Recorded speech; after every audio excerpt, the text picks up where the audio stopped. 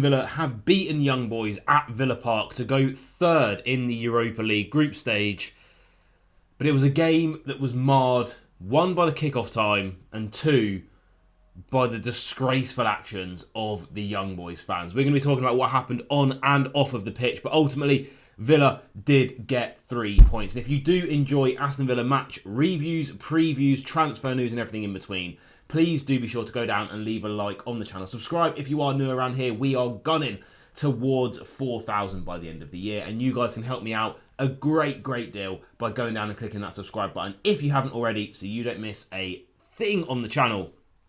But let's talk about, we'll go into the on the pitch stuff first, but then there's a fair amount to talk about off the pitch as well. And here we have it, 2-1 to Villa at full time, thanks to a Donyell Marlon brace in the first half. They did pull one back, and we're going to be talking about that because I think that Villa actually probably might have somewhat got away with one here, although we should have probably won about 6-0.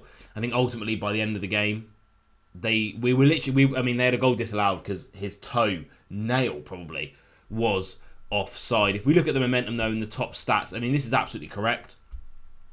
Like I say, Villa genuinely could have scored 5, 6, 7 goals. We were just trying to walk the ball into the back of the net. People weren't pulling the trigger. Whether that's confidence in front of goal, I think Evan Guasson could have had about 7 shots this game, but instead he wanted to take that extra touch, that extra dribble. He slowed himself down to give himself more time and got tackled. Again, could have had more goals than just the 2. Genuinely could have had about 5 in the first half and about 3 or 4 in the second half, and that's reflected here by this momentum. They had a tiny little spell towards the end of the game, and then Villa regained the composure to see the game out at 2-1. Expected goals, yeah, 2.19 I think is light. 19 shots in total though, and only scoring 2 goals from 19 shots is not good enough. 6 big chances, only 2 goals as well. If we look here, again, we're going to be going through our own player ratings. I've got some opinions on some of the players that played yesterday. In terms of their team, Fashnap, who I pointed out before the game as being an issue, wasn't an issue at all. Who was an issue though? Chris Badia, I said before the game, he came on and scored. Luckily, that was the goal that was offside by a toenail. And then this guy, Joel Monteiro, I genuinely did not even know who he was. It's just opened the same thing again. But I don't even know who he was. But he came on and he looked absolutely insane when he came on. But we did get the 2-1 victory. Of course, that is what matters. If we go to the table here, what it does for the Europa League, it looks very good for Villa, who are now joint top. There's 3 of us at the top. Lyon, FC Midtjylland, and Aston Villa. That looks pretty good to me. 12 points on the board for all 3 of us. Obviously, it's still a 1-game thing because Genk, Celta Vigo, Lille, Stuttgart, Victoria Pleisen, I'm not even going to bother, and Roma are all within 1 game of us. And you look at the goal difference. If we lose 2-0 and any of those teams win 2-0, we could go as low as 15th. That's how tight and close it is in the Europa League. And we have a really tough game coming up against FC Basel or Basel next. I suppose they're not a spice or whatever you call it. They're not a herb. They are a football team. Basel, whatever you want to call them, we go up against them next. And it's going to be another game that we have to win to stay in that top 8. But it all looks pretty good for us. Young Boys drop out of the top 24. And let me tell you, after the actions of their fans in this game, thank the Lord that they have dropped out of the top 24. They should not be anywhere near going through. That was disgraceful. I know it's not the players' fault. I know it's not the club's fault that their fans let them down in this game, but it was absolutely woeful what we saw from then, and we will talk about it very, very soon. In terms of stats for this game, a couple of things that I think we have to go through. I mean, look at the shot map here. 19 shots, only 8 on target, which again, I don't think is big enough. 5 big chances missed. And, you know, the shot map itself, you know, how are we missing some of these? Genuinely, we should have scored about 10 goals. Maybe more. Maybe more. You know, 5 shots off target.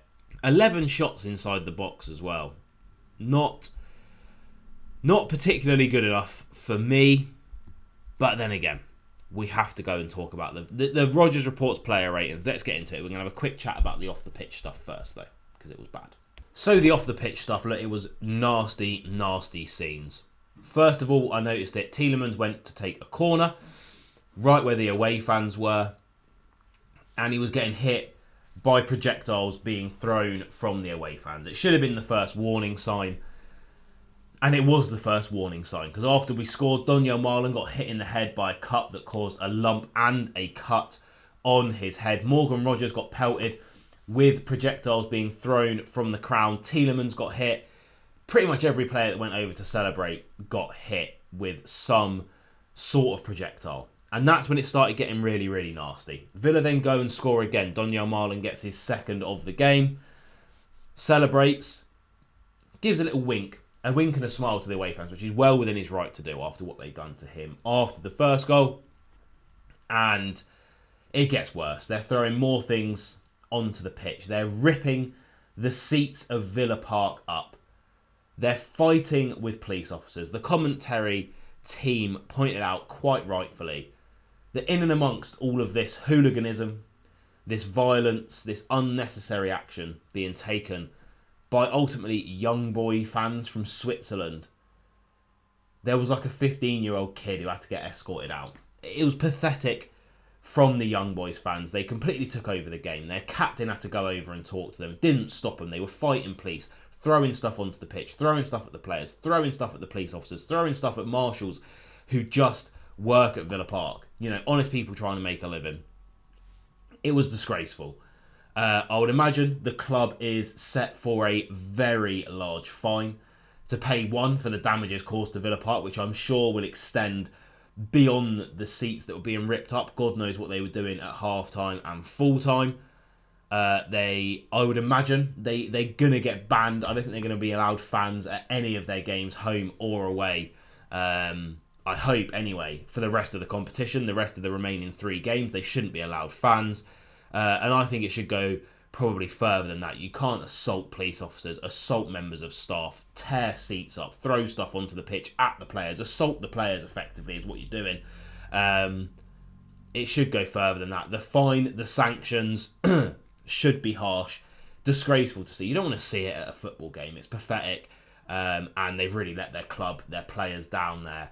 And I'm sure it is the few spoiling it for the many, but the few, their actions were beyond a light slap on the wrist for me. But anyway, beyond all of that, you know, well done. You tore a seat up. You look like idiots. You got 0 points. Your team are rubbish. They got battered, to be honest with you. And yeah, well done. You know, tuck your tail between your legs and enjoy your flight back to Switzerland. Do you know what I mean? Cheers for coming, lads. Hopefully we never see you again, because you should get lifetime bans if we can identify who they were. Terrible. Anyway, enough of the doom and gloom. Let's talk about the player ratings and the game as I saw it. Starting off in goal with Emi Martinez, I'm going to give a 7. No, I'm going to give a 6. He didn't have much to do, but I genuinely don't know what he was doing for their goal. I think even the commentary teams kind of pointed out that where's the keeper going? I don't know why he was where he was. It was a great finish, a great goal. I think it could have been avoided. I genuinely do. I took a little bit of time there to think about it. I think it could have been avoided.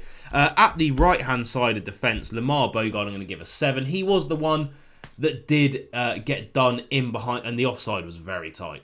By the way, very tight. We're talking splitting hairs. But he was the one ultimately that let his man in behind him for the goal, but for 90 minutes, I thought he was really, really good.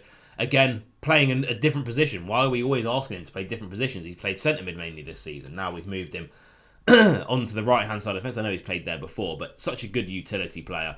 I thought he'd done really, really well. Lindelof, I was actually really, really impressed with. I'm going to give him an 8. On the ball, off the ball, leading the defence, being the physical presence in that defence, which obviously Pau Torres just isn't capable of doing. I thought he came on, and I thought he'd done really, really well. Really quite impressed with him, and I'm glad that he got the full 90. Pau, I'm going to give a 7-2. Again, he can't be that physical presence in a defence. However, his passing accuracy, his passing range was a lot better this game, and it unlocked the game in certain phases of play. You could tell we were going to Pau to start those phases of play. Maatsen, I'm going to give an 8. Very, very impressed with Maatsen, both offensively and defensively. Should have had a goal. He was one of the ones that was guilty of taking an extra touch or two when he should have just smashed it, because he was literally through on goal, but he tried to take 2 extra touches, put it back in across the 6-yard box. Just shoot, mate. Just shoot, Ian. What are you doing? But defensively, really, really good. I tell you what, I notice about Maatsen every time he plays. He is rapid. Like, even if his man gets a yard or two, he has such good recovery pace to get back and get the ball back. And he done that a lot this game. Onana, after calling him Mr. Sick Note, I'm going to give him a 9. The yellow card is ridiculous. Why is he getting a yellow card for winning the ball, by the way? He literally won the ball. It was a fair tackle. And he got a yellow card for it. No idea. But this game, Onana was absolutely fantastic. He was everywhere. I don't know how many slide tackles he won this game, but it was probably in like the double digits. It felt like that anyway. He was everywhere on the pitch, breaking up the play, and really, really good on the ball. And we lost a little something when he came off of the pitch. I can't even lie to you. Moving over to the right-hand side, though, Evan Guasson. I'm going to have to give him a 5.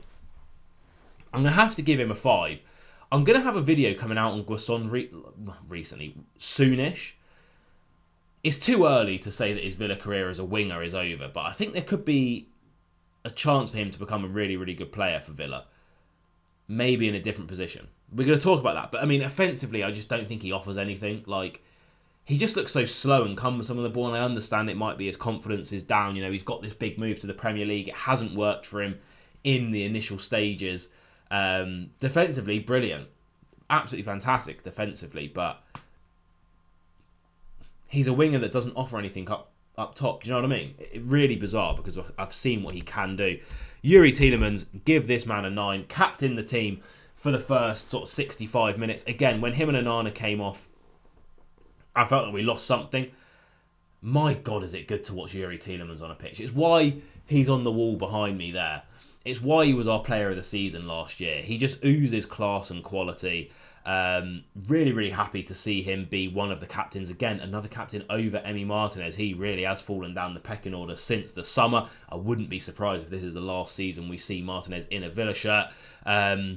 Considering Martinez was, you know, solidly in the captain shout. He used to take over from McGinn. Now it goes to Concert, and then when Concert and McGinn aren't on the pitch, it goes to Tielemans. It screams, it talks volumes, rather, about the pecking order at Villa at the moment. But Yuri, he was just fantastic. His pass, and actually, again, the pass that he done to set Guasson through in the first half should have been 1-0. Guasson again, taking a two or three extra touches when he should have just pulled the trigger. But Tielemans was brilliant. And you know what? Those two are going to give Emery such a headache dilemma, because you also have Kamara, who's fantastic. But how can you dislodge any of those two at the moment? Do you know what I mean? We might have to go 4-3-3. Do you know what I mean at this point, just to fit them all in, because they're all brilliant. Anyway, Sancho, I'm going to give a 7. I actually thought Sancho was really, really good. However, another one that was guilty of just not pulling the trigger. Just shoot a bit earlier. Get your ball in earlier. Stop taking so many touches. Again, it is going to be a confidence thing. More minutes will equal better performances. But on the ball, he's just so good. Rodgers, again, got an assist in this game. I'm going to give a 7. His passing, again, it wasn't quite there for me. Some really sloppy bits of play, but definitely looking like the Rodgers of old for me. And then Daniel Marlon, give this man a 10. Give him a start against Wolves. Please, God, give him a start against Wolves on Sunday. In terms of the subs, you know, none of them really had that much of an impact. I'd probably give them all 5s or 6s. Again, they came on and we conceded 2 goals, 1 being offside. So, again, it did disrupt the team. But, I mean, you know, 2-1, we dominated the game. Yes, ultimately it was only 2-1. It should have been 7-0. But, I mean, look, it was 7 changes. A defensive unit that haven't really played together before. Changes across the pitch with second string players that aren't match fit, I don't think fully, or match sharp due to lack of playing time. And it was a very professional performance. A good 3 points, some legs rested, some miles in legs that needed it, and we got 3 points. Really, really happy with it. And there you have it. Look, Villa won, ultimately. We got the job done with a second string team that dominated a game for 90 minutes, bar 30 seconds of madness to allow the goal to go in. Really, really good performance. Really, really happy with it. Some standout performers in there for me. Tielemans has to start now. Onana, how do you drop him? How do you get Kamara into this team? Unai, I would not want to be you, mate. Let's just put it that way. How do you get the captain McGinn back into the team? Do you know what I mean? How do you get Digne back into the team? Because Maatsen played so many selection headaches. But it's brilliant to have this many players in such good form going into a game against bottom of the table Wolves at Villa Park, a game where we should be stamping our authority onto the top four with a humongous win. I want a big win. And the match preview for that will be out tomorrow. So I'll see you guys then. Comment your thoughts on the Young Boys game down below. And to those fans, well done.